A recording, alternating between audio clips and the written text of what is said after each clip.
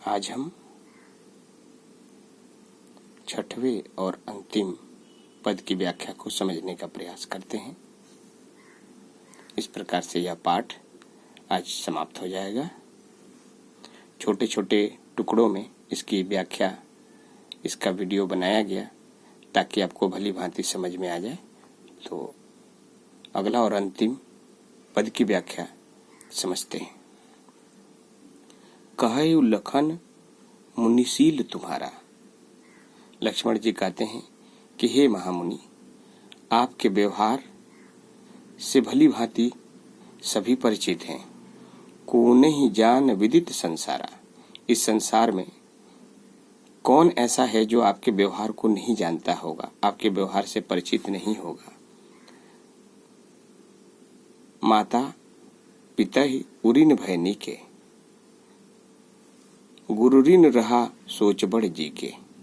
कहते हैं माता पिता के ऋण से, उरीण मने ऋण मुक्त, भय मने हो गए, नीके मने अच्छे से, गुरु ऋण रहा सोच बड़ जी के। अब केवल गुरु के ऋण से ऋण मुक्त होना ही आपके लिए चिंता का कारण होगा। सोच मने चिंता, बड़ मने बड़ा, जी मने हृदय के। आपके हृदय में गुरु के ऋण से ऋण मुक्त होने की चिंता ही सता रही होगी। सो जनु हमरे ही माथे काढ़ा। जनु शब्द आया है, देखिए उत्प्रेक्षा अलंकार है, क्योंकि जनु मनु मनो मानहु ऐसे शब्द, ऐसे वाचक शब्द उत्प्रेक्षा अलंकार में प्रयोग किए जाते हैं। तो सो जनु हमरे ही माथे काढ़ा। सो मने उसे, जनु मने मानो, हमरे ही मने हमारे, माथे मने हमसे, काढ़ा मने निकालना। यानी उस गुरु के ऋण से ऋण मुक्त होने का बदला आप मेरे से पूरा कर लेना चाहते हैं। सोजन हमरे ही माथे काढ़ा, दिन चली गए ब्याज बड़ बाढ़ा। कहते हे महामुनि जल्दी कीजिए, दिन बीतता जा रहा है और दिन के साथ साथ उसका ब्याज भी बढ़ता जा रहा है। तो कहीं ऐसा ना हो कि ब्याज की राशि अधिक हो जाए, इसलिए आप जल्द ही उस ब्याज की राशि को हमसे पूरा करने का पूरा प्रयास कीजिए। अब आनिए व्यवहार्य बोली, बड़े व्यंग्यात्मक अंदाज में कहते हैं कि इसलिए मैं कहता हूं कि हे महामुनि, अब किसी हिसाब किताब करने वाले को बुला लीजिए। अब आनिए मने बुला लीजिए, व्यवहार्य मने अकाउंटेंट, हिसाब किताब करने वाला। तुरंत देह में थैली खोली। में जो भी हिसाब बनेगा गुरु के ऋण से ऋण मुक्त होने के लिए, वो मैं तुरंत ही दे दूंगा। जब इतनी कड़वी बातें कहते हैं लक्ष्मण जी, तो परशुराम जी क्रोधवश कुछ बोलते नहीं हैं। बस सुनिकट वचन कुठार सुधारा। अपने कुल्हाड़े को, अपने फरसे को तैयार करके सीधा कर लेते हैं। जब ऐसा करते हैं, हाय हाय सब सभा पुकारा। सभी सभा में उपस्थित सभी लोग हाय हाय करके पुकारने लगते हैं। भृगुवर परशु दिखावो ही मोही। कहते हे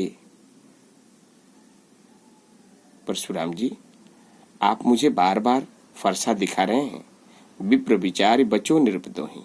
कहते हैं विप्र मने ब्राह्मण, विचार मने विचार कर, बचो मने बचा रहा, निरुपद्रोही राजाओं के शत्रु केवल ब्राह्मण समझ करके मैं भी आपको बचा रहा हूं। मिले न कबहू सुभट रन गाढ़े। कहते हे महामुनि, लगता है कि आपको युद्ध भूमि में अच्छे वीर योद्धा से सामना नहीं हुआ है। सुभट मने अच्छे, द्विज देवता घर ही के बाढ़े। इसलिए ब्राह्मण देवता अपने ही घर में अपनी प्रशंसा, अपनी बड़ाई करते रहते हैं। अनुचित कही सब लोग पुकारे। जब इतना बात कहते हैं तो जितने भी लोग उपस्थित रहते हैं सब लोग अनुचित है कह करके पुकारने लगते हैं। इतना देख करके रघुपत सैन ही लखन निवारे।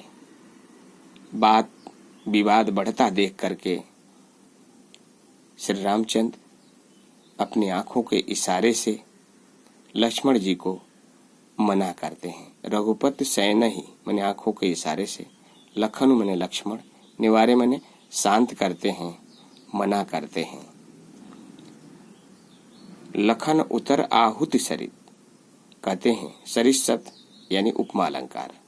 लखन उतर आहुति सरित, लक्ष्मण के उत्तर परशुराम जी के लिए उनके क्रोध को बढ़ाने के लिए आहुति के समान उनकी अग्नि को प्रज्वलित कर रहे थे। लखन उतर आहुति सरिस भृगुवर कोप कृशान। कोप मने क्रोध, कृशानु मने आग, यानी उनकी क्रोध रूपी अग्नि को बढ़ाने में आहुति का काम कर रहे थे। बढ़त देख जल संबत वचन, दोनों लोगों में बात विवाद बढ़ते देख करके श्री रामचंद्र जल के समान शीतल वचन बोल करके बोले रघुकुल भान, यानी श्री रामचंद्र शांत करते हैं और परशुराम जी से विनय याचना करते हुए लक्ष्मण को क्षमा करने की प्रार्थना करते हैं।